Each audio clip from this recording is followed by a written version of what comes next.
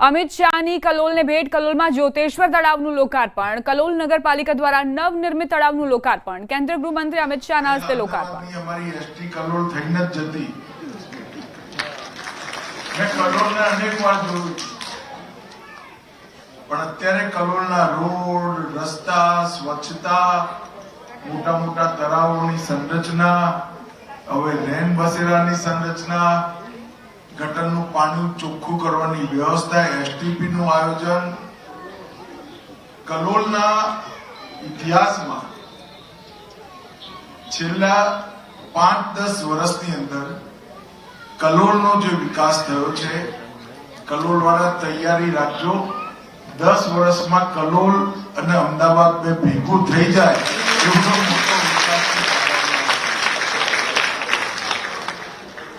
અનેક પ્રકારના વિકાસના કામો આજે અહીંયા શરૂ થયા છે. લગભગ 53 કરોડની 5 યોજનાઓ, જેમાં 35 કરોડનો ગંદા પાણીનો ટ્રીટમેન્ટ પ્લાન્ટ, 11 કરોડના ખર્ચે જ્યોતિશ્વર તળાવનું નિર્માણ, 100 લોકો સૂઈ શકે એવું રેન બસેરો, જે વરસાદમાં અને ઠંડીમાં ગરીબોને આશ્રય સ્થાન માટે કામમાં આવે, સફાઈ ઉપકરણો અને 13 અલગ અલગ બોરવેલ, એના કામ, એનું આજે લોકાર્પણ થયું. કામો પૂરા થઈ ગયા છે અને 91 કરોડના ખર્ચે સ્વર્ણિમ જયંતિ મુખ્યમંત્રી વિકાસ યોજના હેઠળ અનેક કામો ચાલુ છે. કલોલનો વિકાસ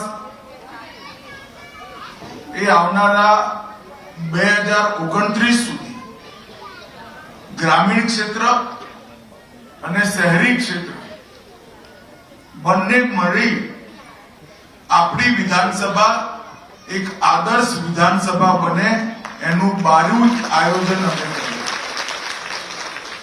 અહીંયા એક 350 બેડની મોટી હોસ્પિટલ ભારત સરકાર દ્વારા બનાવવાની શરૂઆત થઈ ગઈ છે. લગભગ 2027 સુધીમાં હોસ્પિટલનું ઉદ્ઘાટન થયા પછી